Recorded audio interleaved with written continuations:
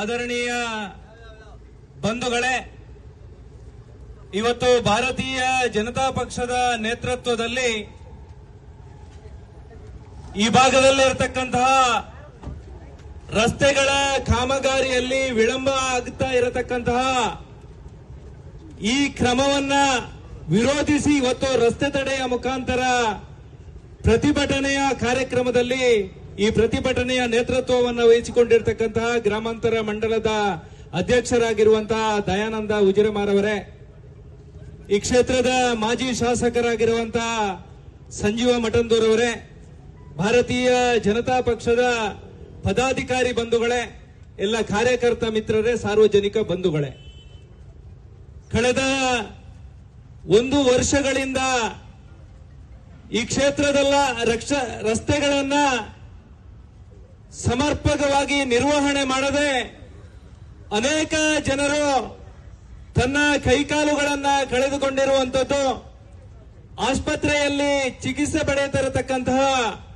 ಘಟನೆಗಳು ನಮ್ಮ ಕಣ್ಣ ಮುಂದೆ ಕಾಣ್ತಾ ಇದೆ.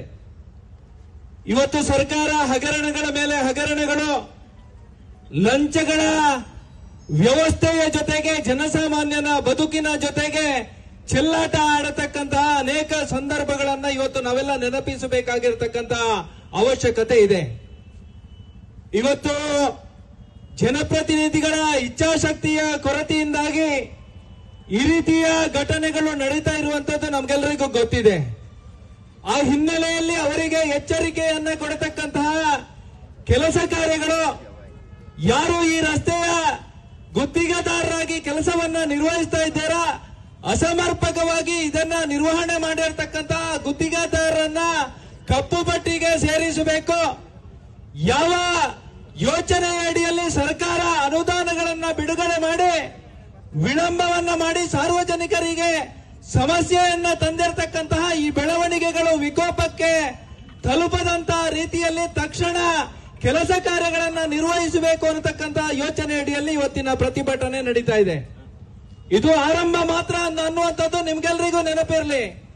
ಇವತ್ತು ಸರ್ಕಾರ ಪ್ರಾಯೋಜಿತವಾಗಿರ್ತಕ್ಕಂತಹ ವ್ಯವಸ್ಥೆಯ ಜೊತೆಗೆ ಜನಸಾಮಾನ್ಯನಿಗೆ ತೊಂದರೆ ಮಾಡತಕ್ಕಂತಹ ನಿರಂತರವಾಗಿರ್ತಕ್ಕಂತಹ ಕುಕೃತ್ಯಗಳು ನಡೆಯುವಂತದ್ದು ಇವತ್ತು ಎಲ್ಲರ ಮನಸ್ಸಿನಲ್ಲಿದೆ ಅನ್ನತಕ್ಕಂತಹ ವಿಚಾರವನ್ನ ಉಲ್ಲೇಖ ಮಾಡ್ತಾ ತಕ್ಷಣ ಅಧಿಕಾರಿಗಳು ಈ ಕಾಮಗಾರಿ ಕೆಲಸವನ್ನ ನಿರ್ವಹಿಸಬೇಕು.